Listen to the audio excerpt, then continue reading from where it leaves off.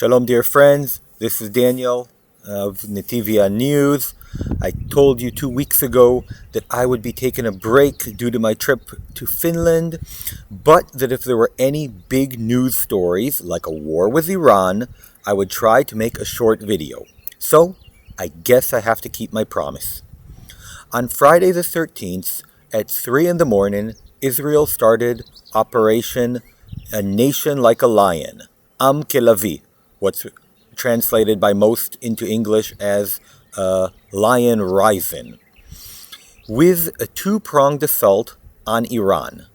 One part was long-planned and well-executed Mossad operation of remotely controlled drones from within a secret drone-operating base in Iran, and the other was an aerial assault of 200 planes. The targets can be divided into 4 categories.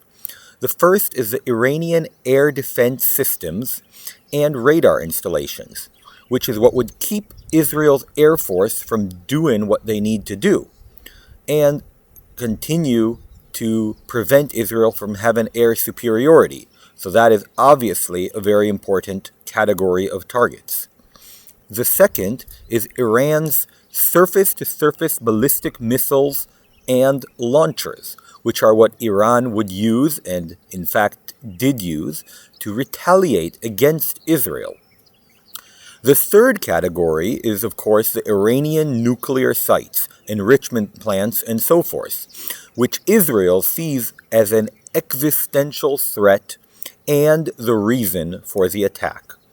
And lastly, the highest level of Iran's security establishment, including, but not limited to, the chief of staff of both their armies, as well as the head of the Air Force, drone programs, air defense, and intelligence branch, and many more, along with 9 of the country's chief nuclear scientists. They were all neutralized with incredible precision. In addition, later another category of targets was added: the main airport of Tehran, the air defense systems around one of the oil refineries of the country, and other oil-related targets, in other words, economic targets. Why now? There are a few reasons. For a decade now, Prime Minister Benjamin Netanyahu has been warning the world of Iran's nuclear ambitions, and he has been mostly ignored by world leaders and the media, who mocked him about it, as well as internally by his political opponents, who claimed he was fear-mongering. Just a week ago, the IAEA, the International Atomic Energy Agency of the UN, released a report saying that for the last 20 years, Iran has been deceiving the world in trying to acquire nuclear capabilities for offensive reasons. In other words, build a bomb. Of course, this has been known for years, but like I said, ignored by the liberal leftist forces that are always in the peace in our time Chamberlain concept of the world, and is still like that in Europe with Islam, in Israel with the Palestinians, and so on. Additionally, according to Israeli intelligence and confirmed by the US, Iran was very close to achieving its goal. They were missing just a few electrical components and were weeks away from an active nuclear bomb. For decades, Israel has clearly stated that it will not allow nuclear weapons to fall into the hands of our enemies. It destroyed Saddam's nuclear plants in 1980 and Syria's in 2007, and now Iran are on the same path in 2025. President Trump had given Iran 60 days to decide if they would give up their nuclear ambitions. And on day 61, Israel attacked. By the way, that should be a reminder to all of you that despite what the mainstream legacy left media claims, Israel and Netanyahu's relationship with the United States and Donald Trump is extremely steadfast and not soured and spoiled as some would like it to be, for their own political ambitions. While some might consider this an unprovoked assault on Iran, I view this in the same light as the 1967 opening of the Six-Day War, which is considered by many to have been a preemptive strike, in other words, a first strike in an unavoidable conflict. In 1967, three things happened which forced Israel to take this preemptive action to ensure its survival. First, Syria diverted the water sources of the Sea of Galilee, the Lake Kinneret, which at the time was the primary source of water and life in Israel. Second, the Syrian armies were put under the command of the Egyptian Army High Command, thus creating a siege around Israel. And third, Egypt closed the Red Sea to Israeli shipping, which was a breach of international maritime law and likewise increased the aforementioned siege. This combination of actions led Israel to take action to ensure the survival of the Jewish state by going to war with Egypt and Syria. Israel begged King Hussein of Jordan to stay out of the war, but he made the mistake of joining and consequently also lost considerable territory in that war, the Judea and Samaria and East Jerusalem. Likewise, the nuclear ambitions of a country that has since 1979, since the Islamic Revolution, has stated over and over that they will destroy Israel, the little Satan. By the way, guess who the big Satan is? That's right, it's the good old US of A, who has a doomsday clock in the center of Tehran which indicates when Israel will be destroyed. When a country like that is about to achieve its goal, Israel had to act. So now that the air defense systems have been damaged, Israel has much more freedom of operation. Now that the top generals have been killed, the retaliation was weakened from an expected 500 missiles to around 100. There is a lot of chaos. There's a weaker response. And it will take some work to complete the job and to destroy the nuclear capabilities. Some say that Israel is even unable to do so, and it will need the US's larger bunker busters to do it. We will see. What is Iran's response? Iran's response started with a swarm of drones sent to Israel. Now, drones take about 8 hours to make the journey. Israel was able to shoot them all down. Then Iran followed with a wave after wave of ballistic missiles. It is said that Iran has 2,000 missiles in their stockpile, and that within 2 years they would have had 8,000, which was part of the reason for this attack.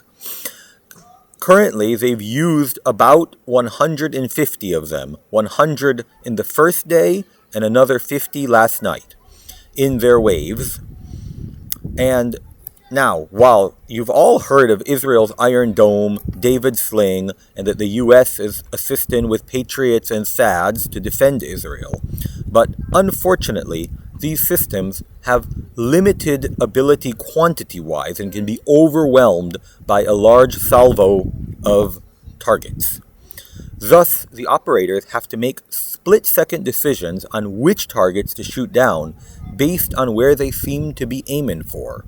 If it's an open field, or if it's a civilian target, or maybe a military target, or a critical energy installation.